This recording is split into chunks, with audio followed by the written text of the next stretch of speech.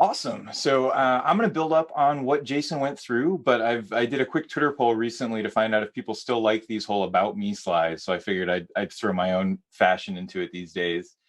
I got back into networking about 6 years ago after spending a bunch of time talking about kind of cloud and a bit of software pieces, hybrid cloud, public cloud. And then I kind of looked around me again and realized that there were some interesting things going on in networking as automation was becoming a topic that folks talked about. And so I said, you know what, I think I've got something to add over there. So I jumped back into networking to kind of learn a bit about automation and all of these pieces and to help everybody else make the journey on their own. Now, all that said, I've been doing the automation thing for about 6 years, but I will never even imply that I'm anywhere near the best coder or the best automation person out there. I've been vastly impressed by what I've seen everybody do and contribute off to the community. I just enjoy being a member of the community that's out there that's doing all the automation. My day job currently at Cisco is I architect and design the networks behind the scenes of the DevNet Sandbox platform, as well as the platforms. If you've ever taken a Cisco learning course to study for a CCNA or CCNP or the new DevNet associate exams, and you've done any of those digital labs and the online pieces, we actually maintain the data centers behind those. And we've got data centers around the world with hundreds of racks and having to manage the connections of data center kit and collaboration kit and all of these other pieces. And so I recently expanded my role to help that team figure out how we can better operate and automate and kind of, let's call it net DevOpsify, what happens behind the scenes in all of those. So I don't do sales at Cisco anymore. And my advocacy is kind of like this, but in general, my day job is actually trying to figure out how to put all of these things into practice. So take a tool like Cisco NSO and say, how does this make my job easier, as well as the job of the dozens of other network engineers that work on our teams as they go through? And so the use cases you'll see me talk about are actually tied back to the real environments and the challenges that we solve on a daily basis. I found myself with some free time this year and picked up a couple of new hobbies, astrophotography. So I'm often outside late at night under the stars and playing with some woodworking out there. If you want to contact me, my contact information is there, though I will admit to being slightly quieter on social media lately. Too much time out in the garage. So I'm going to talk most of our demonstrations today about the DevNet Sandbox Network. And I call the DevNet Sandbox Network very much a multi-domain network. And that's an actual screenshot from one of our data centers. And the components that go into it range from the things you might expect that you would call the network: our Nexus switches, our Catalyst switches in our management environment. But my network is also made up of routers. Cisco IOS XE routers, we've got XR routers, we've got firewalls, both Cisco's next generation Firepower platform as well as ASAs. We've got vCenter environments. Virtualization is a huge part of my network, as are newer technologies like Kubernetes, server-based networks in there. And so when we sat down to figure out how do I want to manage and control this network, I wanted something that would give me the ability to kind of target the entire network as a whole. One of the key examples for me was the number of times I've had challenges because we roll out a new VLAN across the data center and we get it right maybe in the firewalls, we get it right in the Nexus switches, but it was missed in the server environment, our UCS platform. Or it was the settings inside of vCenter on the port group weren't quite right. And so we've got this conflict as it went through. And I said, there's enough of that. I want one place, one way to control and configure our network as it goes through. And Cisco NSO gave us that. And it gave us that in a way that was programmable, but also, as Jason was demonstrating, looks and feels like a networking tool. So you don't have to jump. I didn't have to train all of my engineers from day one to know Python or be comfortable in YAML or JSON. I could give them a platform that kind of met their needs, but also integrated with everything else we needed in our systems. Now, I'm going to talk a lot about services. Jason went through kind of the entry point, that network CLI fashion, and I talk about NSO a ton. It is hugely powerful at that level. But I wanted to spend some time talking about the other side of it. When you start to say, I want to craft and control my entire network as a thing, not a combination of 100 devices that I have to manage individual configurations for. And this is where that concept of network services come in. And so I'm gonna talk about three, depending on how much time we have for the demos as we go in today. But the idea is across my data center, I want to treat it like a fabric. And so we created a service called VLAN Fabric that's composed of all of the switches, compute environments, and virtualization that where I like to say a VLAN has relevance. And so if VLAN 100 means the same thing on two switches, they're part of the same fabric. VLAN 100 it means something inside of vCenter, a particular DV switch. It's part of the same fabric. So our VLAN fabric kind of combines all of these resources together. And then on top of those fabrics, I need to create a bunch of tenants. We have our administrative purposes. We've got our public-facing services. We've got all the reservation environments. So anytime somebody comes in and reserves a sandbox, you get put into a tenant and all of your things are isolated. And so that has to get laid on top of a fabric as it goes through. And then we have our firewall services that control access into each of these environments. And so we crafted and designed using NSO these services, and then that's what we use to interact with our data center. And so that's what the demos are going to be about. It's going to be this type of an environment, and how do we control our data center through NSO using both the CLI and APIs as it goes in. I'm going to flip back to this slide a little bit as I jump into the screen for the demos as it goes in. Before I start typing away at a CLI, any questions so far? Nope, nobody's coming in. So, all right, so this is our NSO environment. I don't know if it's coming through in the Zoom really well, but you'll notice it says pre-prod up here. I'm pretty cavalier as a network engineer, but I am not working and doing the demonstration from our production data center. This is our pre-production where we actually run out and test things, applications and pieces. So it's a smaller sized footprint from our production environment.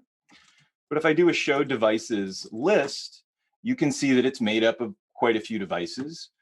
Both in pre-production and production, the vast majority of my devices are Cisco ASAs, because every single environment reservation that somebody gets has an ASA that fronts it, because that's where all the security goes through and VPN pieces. In our production environment, we're upwards in the thousands of ASAs that are controlled. You'll also see that we've got our admin firewall. That's a dedicated for administration. We've got our Nexus environments. We've got some iOS switches that are in place. And then we've got our vCenter. This is that magic, and we'll see this as we jump into some of the demos as well. Is I'm controlling my vCenter network settings from NSO just like everything else, along with somewhere in here, oh, there it is, UCS, so our server components as they go in on there. So let's talk about that services piece. So if I go through and do a show running config, VLAN fabric, and then we'll say internal. This is how we actually describe our data center topology. Now, this one's a small one because this is pre-production. I'm going to show, I captured out our production version in a second that I'll show. But the idea behind the services here is that I want to be able to describe just the key elements of what it takes to build my data center. So I'll have switch pairs. In this case, there's only one in the pair, again, pre-production. But we've got our leaf switch. We indicate that this is going to be a layer 3 leaf. What's the primary of the pair? If there was a secondary, it would be listed. Fabric trunks, like how do all of these switches in my fabric connect together so that the VLANs can be passed? And then down here, you'll see our fabric interconnect. So this is Cisco UCS. And then which VNIC templates would kind of connect out to components that should be part of our fabric. The idea here is which VNIC templates represent the network adapters that go to all of our ESXi hosts. Because the idea is every time a network is added, ESXi has to have it plumbed down to it. And then specifically for ESXi, here's our vCenter. This DV switch is part of the fabric as well. So this is just combining together all of these components so that I can start to manipulate and manage the networks that are there. I promised a look at kind of what goes through. So before I do that, so we've got this, right? This is what my network engineers have to say. Every time we add a new switch, they would go in here and say, okay, switch pair, give it the name, whether it's supposed to be layer 3, and then where the trunk interfaces and things go. This is then rendered by NSO into the full configuration necessary to set that network up. And so that's what I want to look at now and kind of show that value when we move from device-based config management to a service-based model. And so if I bring up my code example here, so this is the same output from the command, but from our production environment. And so the thing I wanted to show here is you can see our switch pair. We have 2 of them in this case. We're Nexus switches, so where does the VPC relationship come? So we just articulate the key elements of the design. And then what NSO does is it renders out the full configuration. And the way it does this is through kind of building on that template concept that Jason showed in his demonstration. Is rather than just being a simple template that has some DNS servers in it, it's a template that's combined together with some Python logic to figure out things like, well, what addresses should be used for the VPC keep alives? It goes through, and my template knows I didn't have to tell it I want jumbo frames. I just know it's my data center. I want everything jumbo, right? I don't want to see a mini packet any place. So every interface will be guaranteed to be jumbo because NSO will make sure it's that way. The port channels get set up. All of the trunking is done kind of across the board. And so it's what NSO is doing for me is taking this little bit of configuration to describe my fabric and then articulating that into the full configuration necessary to connect all of the switches, the compute, and the vCenter environment together into a single kind of area where a VLAN can live. We do that all the time. The interesting part is when we start to put VLANs into the network. So let's move forward, and we're going to go now and talk about the networks themselves. And so if I go, let me bring the handy slide back up so we've got like the picture to look at. And so we looked at the VLAN fabric. Where we actually do more of our work is in what we call the VLAN tenants. And this is another service that we created. And when I say created it, we wrote it. It's some templates, configuration templates. It is Python that knows what to do with those config templates. And then it's the data model that controls the CLI that we're looking at right now. And that data model is written in Yang. Yang is a scary topic sometimes for network engineers. I don't want to go super deep into it now, though if anybody wants to, ping me on Twitter and we can go into it. But for me, the knowledge around Yang is going to be in depth for network engineers that focus on actually developing these templates and these services. The network engineers that are kind of consuming them and using them to manage it don't need to have a lot of depth of Yang knowledge. They're just going to consume the output of those on that side. But here, if we look, I've gone through and I've again done show running config VLAN tenant. Now the idea here is, remember Jason, all of his show running configs were devices device because he was looking at the running config from an individual device. I'm looking at a running config from a service that represents what I want my network to look like, particularly the admin tenant. And then I'm just saying, show me the networks that are there. And so a network is kind of a layer 2 area in my environment. So it has a name.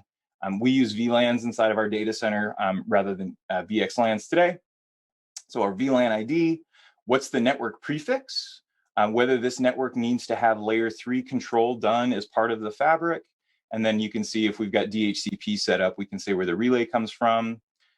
We can also see down here in our admin main network, this is the only point where we start to point back into individual devices, is that if I have a network that needs to have a physical connection, a bare metal server think, connected to it, I need to tell our service, like, where does that have to be attached? And in this case, it's attached to this particular leaf pair on this interface 117, and I give it a description and a mode.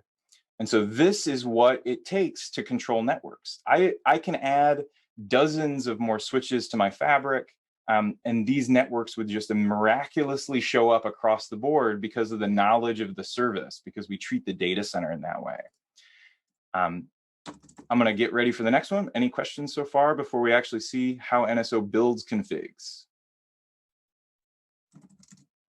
All right, I'm going to jump into it. So let's say I wanted to add a new VLAN tenant. I would go or add a new network to my VLAN tenant. VLAN tenant admin, and then I would say network. We'll give it a name. Let's say I wanted to name it AAA NFD. And then I can say, well, what else can I apply for my network that I'm going to add? So the question mark shows me that I can set route neighbor status. Should this actually develop routing relationships across this network? I can have to give it the VLAN ID. So that's a mandatory one, I know. So VLAN ID, we'll call it, I don't know, 78. I think that one's unused.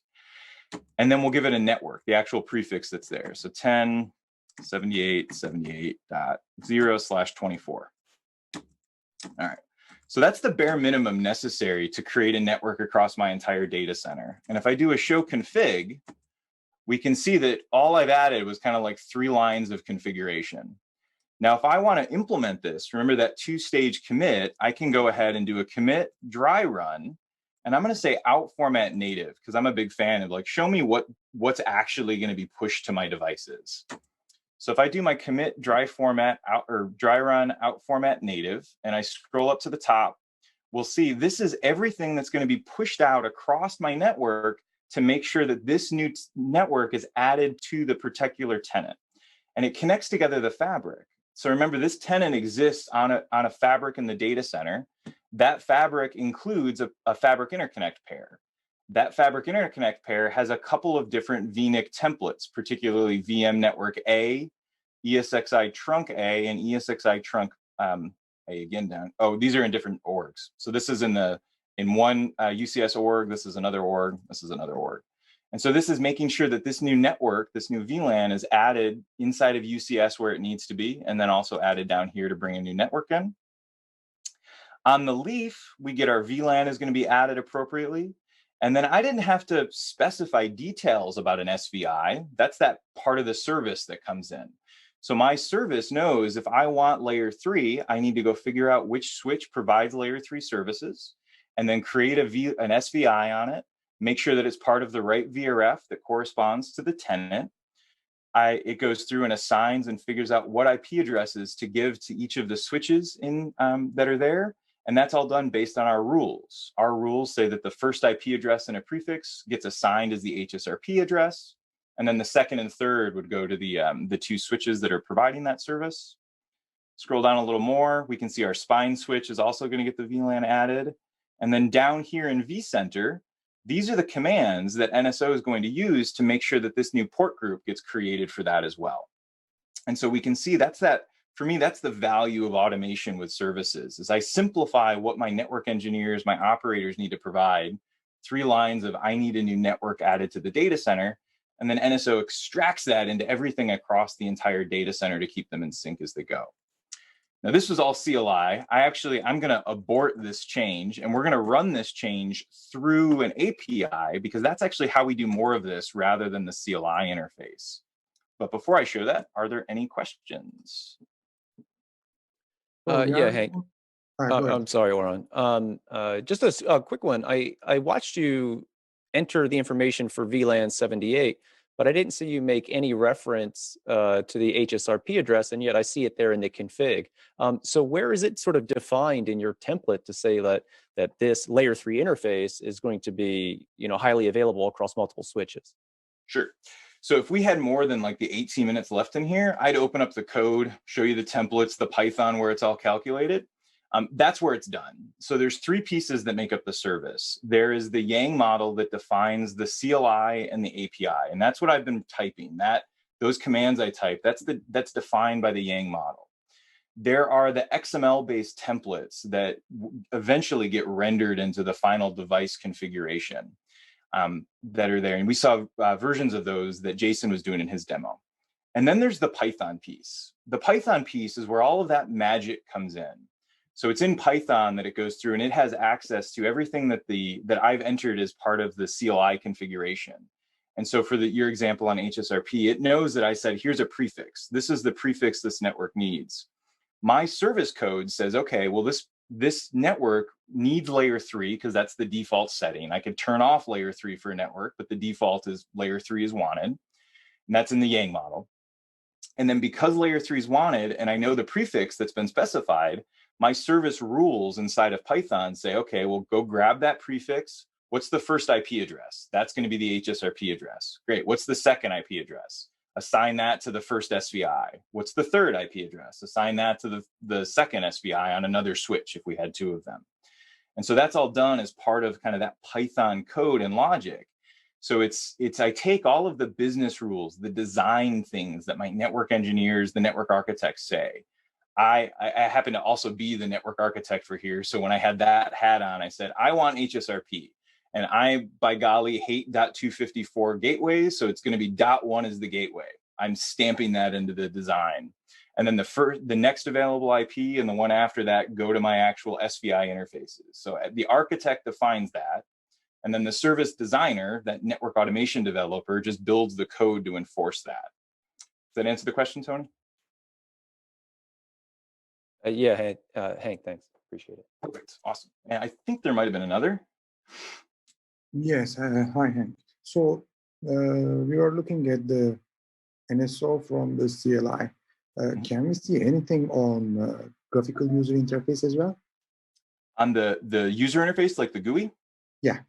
Oh, we can. Let me do this. No. Just I am wondering, and is there any feature parity, like difference? I can do many things on the CLI, but not much on the GUI, etc. Or exact same thing, same capabilities on both. Yep. So it's a good question. So I will say this, and I'll imagine Omar might want to jump in as well, but I'll give you my view as a user of NSO. NSO comes with a web interface. I could browse to the web page, I could log in with my credentials, and it gives you a user interface that is decent, but it's not designed to really be a go-to user experience for NSO.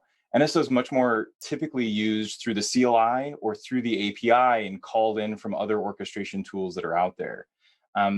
Now you can build like decent user experience and workflows into the GUI, and there are demos for that. We actually did one of those at a previous network. I think it was a cloud field day or tech field day where we showed how we could build templates and workflows into the GUI. I honestly almost never open up the NSO GUI for our production systems because I do it like this, or I do it like we're going to see in the next example that I'm going to show is in the through the APIs. If I end up with some extra time at the end here, I've got one more demo. I want to finish this workflow through. I can open up the GUI and you can see it. It's okay. I mean, it's nothing fancy. There's buttons where you can do things like make config changes if you want. You can look at the configuration transaction history, which actually is handy. If you wanted to roll back something from like 2 weeks ago, that's much easier to do, I think, through the GUI than it is through the CLI on those pieces. But there is one. I just wouldn't say it's one you would typically use. Yeah. Yeah, if you go back to the, I think, Tech Field Day 20 archives, we actually have one of the TMEs go through a walkthrough of the GUI. But Hank's spot on. Typically, most users are either doing things at the CLI or they're driving things programmatically and using some other tool to drive things. The GUI is accessible. It's, a lot of times it's transitional for folks that are getting used to things or are, for casual users or, people that just want to be able to run config check syncs and stuff and have, kind of canned operator type of operations. That's where the GUI typically comes in. All right. So to kind of round this out, so we saw me adding or what it would look like from the CLI, but I promised some API pieces. And so I'm switching over here to Postman. So NSO provides a couple of northbound APIs. There is a REST-based API, but it's also REST-conf because that is kind of the standard REST API for the network. It also provides netconf. And there were some previous kind of older versions of a REST API that were out before the REST-conf was standardized.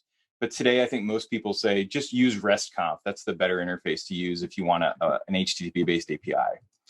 And so what I've got here is I've got a kind of prepped in Postman a put request because I want to add a new network into a tenant. And then we can see the URL it should look very similar to what we saw inside of the CLI. So it's VLAN tenant, admin, network, and then what's the name of the network? And it's because the Yang model that drove the CLI is also driving all of the API interfaces as well. And so if you've typed out a CLI command, the URL for that in RESTconf is almost the exact same thing, but you'll replace spaces with slashes or maybe an equal sign if it's a key value. But it's pretty easy to transition between the CLI and like the REST API. In this case, the body is being done in JSON format. So rather than just clear text CLI view, this is the native kind of modeled out version of the data that goes along with this network. And so what's the name of, or we're creating a new VLAN tenant network. The name of it is going to be AA NFD demo. Here's the VLAN ID and here's the network that I put in. It's AA so that it shows up at the top of the list when I go ahead and commit this. So I'm going to send this API off, and then I'm going to flip my screen back over here, and we're going to look inside of my vCenter environment, and I'm going to babble here for a little bit until we see the network start to come through. There it is. So we see we got an add distributed port group, and it should, there it goes. So once it refreshes, I put AA's at the top so it shows at the top of the list in the demo. And so here's the new port group's been added. If I go look over here in UCS, also at the top of the list, the new VLAN was added to UCS. And if I went and drilled into the VNIC templates, we'd see it's also been attached to the VNIC templates appropriately. And then just to kind of round out all of the pieces, if I log into the leaf that's part of the fabric, I'm always gun shy typing my password during a webinar because I usually don't get it right the first time. VLAN brief. So in here somewhere, I gave it, what was the VLAN number? 700. Down here is where it was added. And so we've gone ahead and kind of pushed that out, and the API did it. If I wanted to pull those off, so we've now seen that it's all there, I can go ahead and just do a delete request for that same piece. And so in this case, one of the things I like about REST APIs working with them is that the URLs are almost always the same between whether you're trying to update something, create something, or delete it. And so the URL we used when we did the put request was VLAN tenant, admin, network, and then its name. To delete it, it's the exact same URL. We just changed from a put because I don't want to put something new. I actually want to delete this. So the method is just changed to delete. I go ahead and send that off. We can go over here and watch again. We'll see it disappear from here and then also disappear from here as well. I'll just do a include NFD. So it's already gone at this point. So we see it didn't pop up when I did my request. It's disappeared from UCS. It's also disappeared here on this side. And so that's a really handy part of the way that these things go through. Now, the last piece I want to go, or the last demo that I've got time for, and I want to leave some time for some other questions and dialogue, was a big part of NSO when you get to large scale, or any automation, when you get to large scale network automation in an environment, is kind of trying to map back configuration ports to why it's there. And this isn't new. I mean, we've all got firewalls where we look back at them and they're 1,000 ACL lines long and you don't know what that ACL line was for. And so how do you know what was this part of the device's configuration put there for? And when is it okay to take that part of the device's configuration out? And that's another piece that NSO does for you when you start to connect them together with these services, is because every part of the configuration that was added to a device because of a service is recorded. And so that you can be confident about which parts of the config can be pulled out when. And so if I do a show running configuration, and we'll look at, what do I want to look at? We'll do devices, device, leaf 01, config, and then I'm going to do display service metadata. So I'm going to include not just the device configuration. I want to show all of the kind of the reference metadata that's also stored inside of NSO for it. And it's not the easiest thing to read, but it's not intended for us to read. I'm doing it more as like a trust so we know that they're there. And so if you look in here, these lines with the exclamation points are just the way that they're being rendered to the screen. And so we can see that ref count 2 and then back pointer is indicating that the next line in the config is there because of a reference to some service. In this case, it's a reference to 2 different things in the database. And it says that specifically this service, VLAN Fabric name internal, wants to make sure that LACP is turned on this switch. That's why it's there.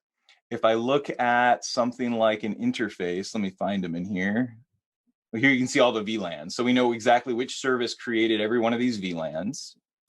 And then when we get down into the SVIs someplace, actually the VRF might be more interesting. Where is it? All right. So here we can see that this VRF was created. It wasn't created for no reason. It was created because the VLAN tenant called admin needed it. And so this allows NSO to know which ports of the config are there for what. And so 2 years down the road, when somebody's going through trying to remove configuration elements, there's confidence because NSO actually does most of the heavy lifting for you. Because if I were to ever go delete VLAN tenant admin, it would just go through the entire configuration across the network and pull out every part that was there because of that VLAN tenant. Now, suppose there was a part of a configuration that was in there because of 2 different VLAN tenants. I know I have them, I just don't know where they are in the config, so I can't find them right now. But if I had, suppose, an interface that was configured to be a VLAN trunk, but it was used as part of 2 different networks, well, it would maintain its trunk status until both of those networks were removed. It wouldn't let you remove that until everything that required it was pulled out. This, for me, is a huge part of kind of tracking at scale the size of our configurations, is because our configs start small, particularly in automation. Our templates start small. We don't need a lot. But over time, as more and more things go through, as your playbook runs grow, as your consumption and tickets and requests from the server team grow, it's important to be able to track back, like, why was that put in?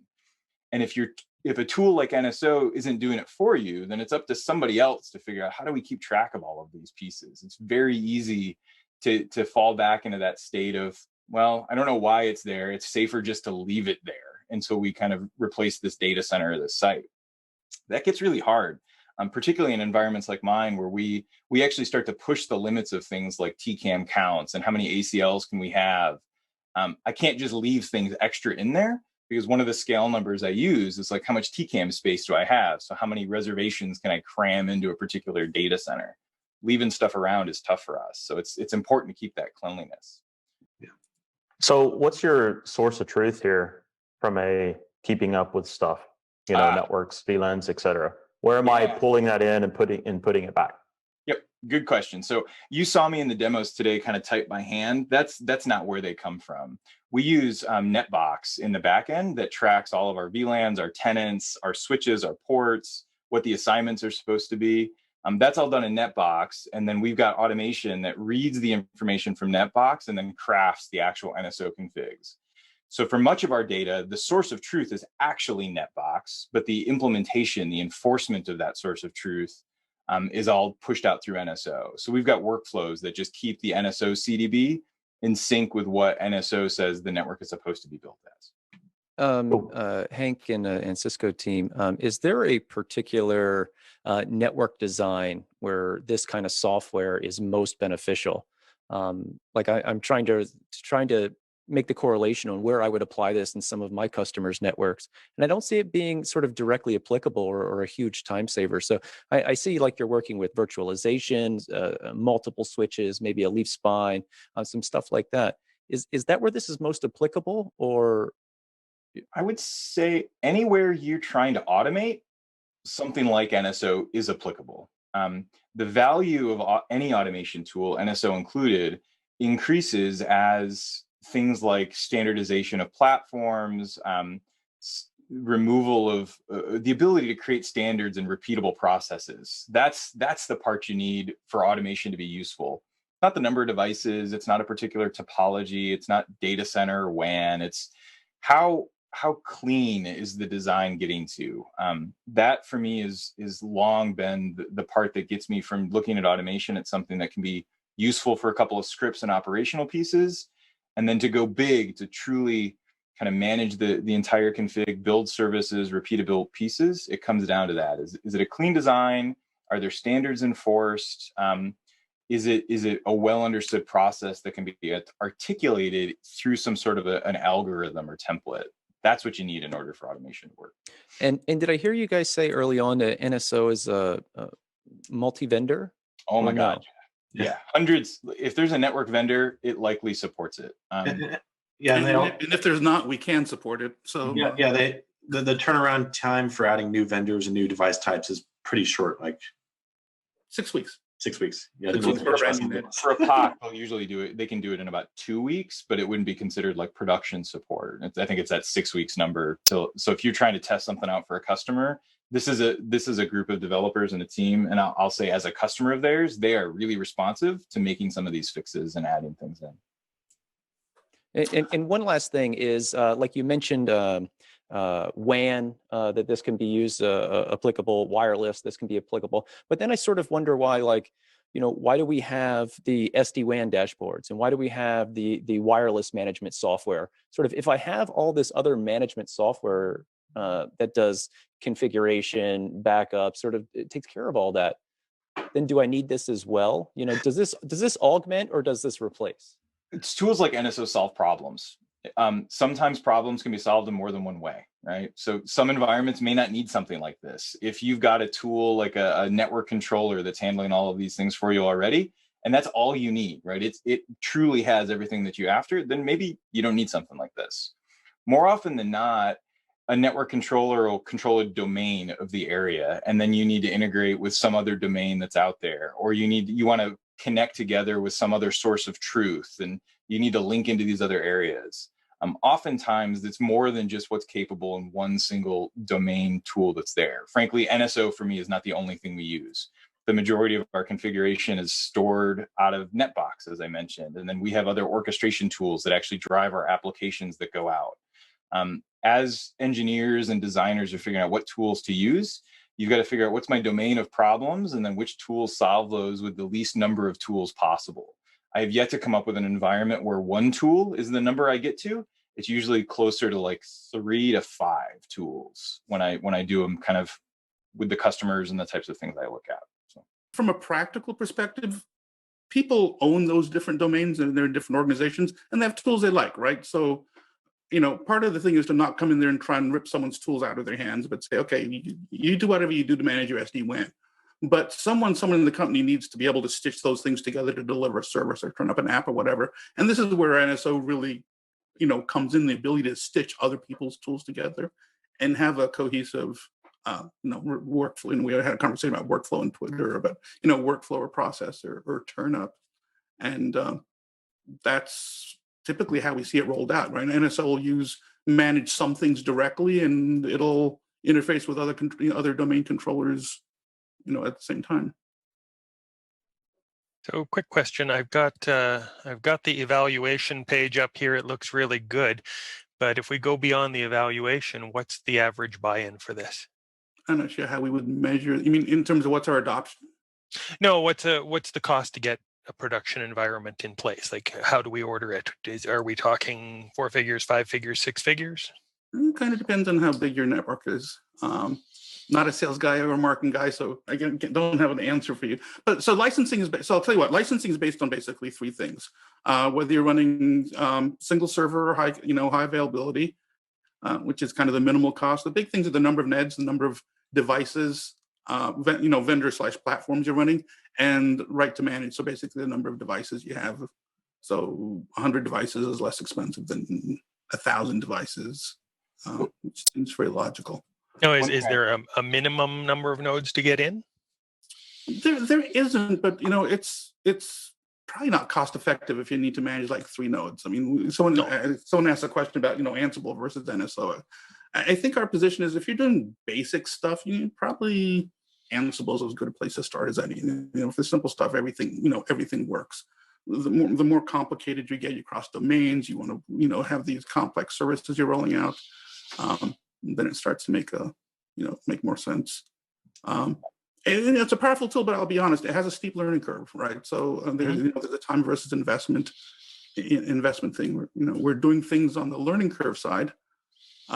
Jason specifically is doing things on the learning curve side to make it value out of the box is faster. But there's a lot of power, but it's there's a little bit of investment involved. Yeah, it was actually along those lines. I was thinking about that earlier, Hank, when you showed this is the commands that you're putting in there, and that's what actually is going in there. And I'm kind of thinking, what's really the behind the scenes? What did you have to do to get to that point that it was a usable system? Because I'm thinking, when you look at network automation, if I have 2 switches I have to modify, it's easy enough to just write it out in Notepad, copy and paste. Mm-hmm. So it's a good question. One of Jason's, I think the last slide Jason had was that network CLI help you today, network API help you tomorrow. I've started my journey with NSOs a couple of years, and I very much started on the network CLI side, creating CLI-based templates, using it for that. And the entry point for that was really easy, really low. But the sophistication wasn't what I showed today in the demo, where we've got like 3 lines and then that blows up into kind of configurations across vCenter and UCS and these other areas. To get to that point, right, I had to have some knowledge around XML. I needed to have Python skills ready to go and understand the libraries that were there. And then I had to kind of take away the prejudice around learning more about Yang to describe the data model. I would say if you sat down and you wanted to go from 0 to writing services like that, you're going to have to invest a couple of months to build some skills, learn the pieces that are there. But it's not insurmountable, I think, for anybody who, if they're already kind of considering themselves the skills they're learning as well. I want to be writing Ansible roles. I would say if you're at the spot where you're starting to construct Ansible roles, build data models and abstractions across like full configurations, moving into the network service design like we showed today is very similar, right? Instead of all YAML, it's going to be some XML, it's going to be some Yang pieces, but it's that same type of like uplift of skill requirements necessary.